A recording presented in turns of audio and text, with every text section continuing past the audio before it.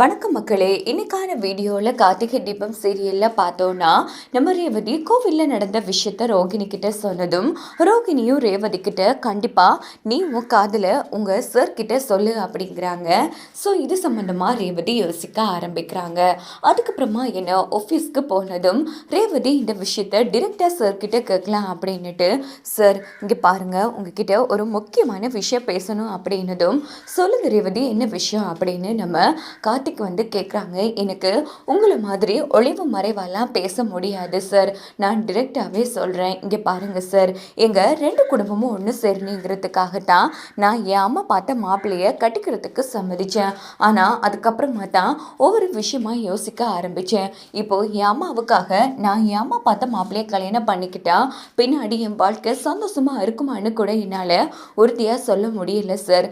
எனக்குன்னு வரவன் என்னை நல்லபடியாக பார்த்துக்கணும், உள்ளம் கையில் வச்சு தாங்கணும், எனக்கு ஒன்றுனா கண்டிப்பாக துடிச்சு போகணும். அப்படிப்பட்ட ஒரு ஆம்பளையாக தான் நீங்கள் இருக்கீங்க சார். அதனால் என் அம்மா ஆசையை விட என் வாழ்க்கை எனக்கு முக்கியம்னு நினைக்கிறேன். அதனால் நான் ஓப்பனாகவே சொல்லிடுறேன், எனக்கு உங்களை பிடிச்சிருக்கு அப்படின்னதும் கார்த்திக்கு செம ஷாக் ஆகிடுது. ஸோ செம ஹாப்பி ஆகுறாங்க. என்ன ரேவதி சொல்கிறீங்க, நிஜமாக தான் சொல்கிறீங்களா? இங்கே பாருங்கள் சார், திரும்ப திரும்ப சொல்லிட்டுலாம் இருக்க முடியாது. என்கேஜ்மெண்ட் நான் என்ன இன்னும் கல்யாணம் ஆக இல்லையே, அதனால என் காதலை என் அம்மா கிட்ட சொல்லி புரிய வைக்க வேண்டியது என் பொறுப்பு. நான் கேட்ட கேள்விக்கு பதில சொல்லுங்க, உங்களுக்கு என்ன பிடிச்சிருக்கா இல்லையா, ஃபர்ஸ்ட் உண்மையை சொல்லுங்க அப்படின்னதும், பிடிக்காமலாங்க உங்களை பேச விட்டு கேட்டுட்ருக்கேன் அப்படின்னதும் உடனே ரேவதிக்கு சந்தோஷம் தாங்க முடியல. ஸோ அந்த இடத்துல வைக்கப்படுறாங்க. சரி ரேவதி, முதல்ல இது சம்மந்தமாக உங்கள் அம்மா கிட்டே பேசுங்க, உங்கள் அம்மாவோட முடிவு என்னன்னு தெரிஞ்சுக்கோங்க, ஓகேவா அப்படின்னதும், கண்டிப்பாக சார் அப்படின்னுட்டு ரேவதி ரொம்ப ஹாப்பியாக வெளியில் போகிறாங்க. இதை நம்ம பிரியா நோட் பண்ணிடுறாங்க. என்ன உள்ள சோகமாக போனவ வெளியில் வரும்போது இவ்வளோ குஷியாக வரா, ஏதோ தப்பாக இருக்கே அப்படின்னுட்டு இந்த பக்கம் யோசிக்கிறாங்க. இந்த பக்கம் கார்த்தி ஜன்னல் வழியாக வழக்கம் போல ரேவதியை பார்க்குறாங்க. ரேவதியும் கார்த்தியும் கியூட்டாக ஒருத்தருக்கு ஒருத்தர் பார்த்து சைட் அடிச்சிட்டு இருக்காங்க. இதை பார்த்து பிரியாவுக்கு தூக்கி வாரி போட்டுருது. இத்தனை நாளாக கார்த்திக் சார் மட்டும்தான் இந்த ரேவதியை பார்த்துட்டு இருந்தாரு. இப்போ என்னன்னா ரெண்டு பேரும் பார்க்க ஆரம்பிச்சிட்டாங்க. அப்படின்னா கண்டிப்பாக ரெண்டு பேருக்கு இடையில் காதல் வந்துருச்சு. ஐயோ இப்படியே போயிடுச்சுன்னா கடைசியில் கார்த்திக் சார் எனக்கு கிடைக்கவே மாட்டாரே. இந்த சாமுண்டீஸ்வரி மேடமை நம்பிட்டு இருந்தோம், அவ்வளோதான், நம்ம வாழ்க்கையே வீணாக போயிடும். இதுக்கான முடிவு நாம் தான் கட்டணும். இந்த ரேவதியை எப்படியோ இந்த ஆஃபீஸில் வேலை செய்ய விடாமல் துரத்தி அடிக்கிறது தான் நம்ம குறிக்கோளாக இருக்கணுங்கிற மாதிரி நம்ம பிரியா யோசிக்கிறாங்க.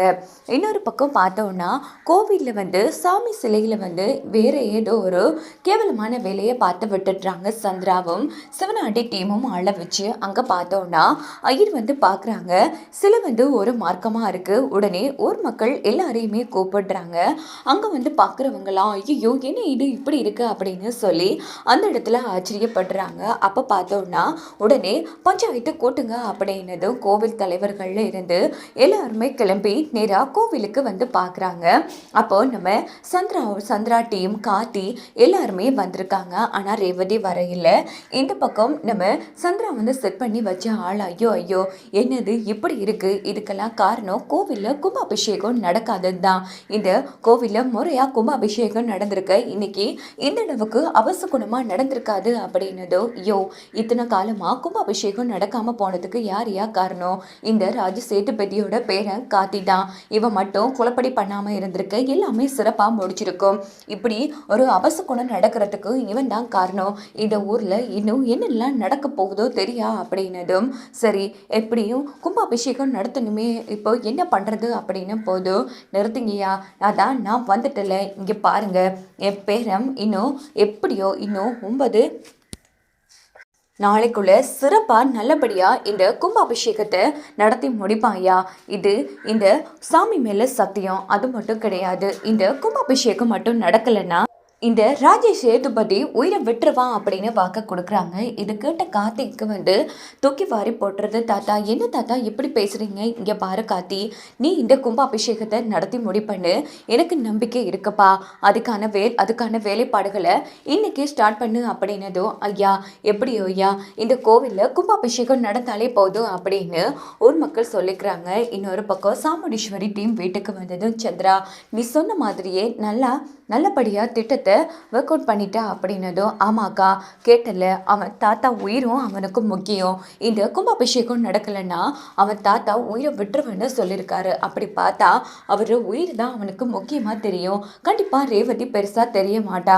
அதனால கும்பாபிஷேக வேலையில தான் அவன் ஈடுபடுவான். இனி எதை பற்றி நீ யோசிக்க தேவையில்ல அப்படின்னதும் சாமுண்டீஸ்வரி ரொம்ப ஹாப்பி ஆகுறாங்க.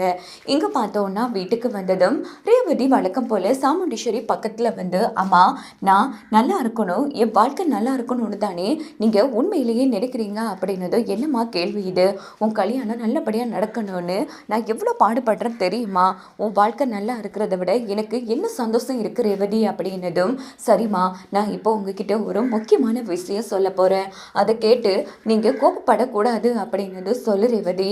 என்ன விஷயம் அப்படின்னதும், இங்கே பாருங்கம்மா, நம்ம 2 குடும்பமும் ஒன்று சேரணுங்கிறதுக்காக மட்டும்தான் நான் நீங்கள் பார்த்த மாப்பிள்ளைய கல்யாணம் பண்ணிக்கிறதுக்கு சம்மதிச்சேன். ஆனால் இப்போ யோசித்து பார்க்கும்போது எனக்குன்னு ஒரு ஆசை, எனக்குன்னு ஒரு வாழ்க்கை இருக்குல்லம்மா, பின்னாடி வாழ போகிறது யார், நான் தானே. அதனால் எனக்கு பிடிச்ச மாதிரி எனக்கு பிடிச்ச மாப்பிள்ளையை நான் கல்யாணம் பண்ணிக்கணும்னு ஆசைப்படுறேன் அப்படின்னதோ, என்ன ரேவதி இப்படி வந்து திடீர் முடிவெடுத்து சொல்கிற, இது கொஞ்சம் கூட சரியில்லைம்மா, இதை நம்ம மாப்பிள்ளை கார்த்திக் கேட்டால் எவ்வளோ ஃபீல் பண்ணுவார்னு யோசிச்சியா, அவர் ஃபீல் பண்ணுவாருங்கிறதுக்காக என் வாழ்க்கையை வந்து பணியம் வைக்க முடியாதுமா, அதனால நான் ஆசைப்பட்ட வாழ்க்கை தான் எனக்கு கிடைக்கணும்னு நான் ஆசைப்படுறேன். இங்கே பாருங்கம்மா, தயவு பண்ணி என் ஆசைக்கும் என்னோட உணர்ச்சிகளுக்கும் தயவு பண்ணி மதிப்பு கொடுங்க அப்படின்னதும், சரி இப்போ நான் பார்த்துருக்கிற மாப்பிள்ளைய வேணான்னு சொல்கிற அளவுக்கு என்னதான் நடந்துச்சு, அப்படி எதுவுமே நடக்கலமா, அதே போல் என் மனசில் அவரால் இடம் பிடிக்கவும் முடியலை, நான் எதிர்பார்த்த மாதிரி அவர்கிட்ட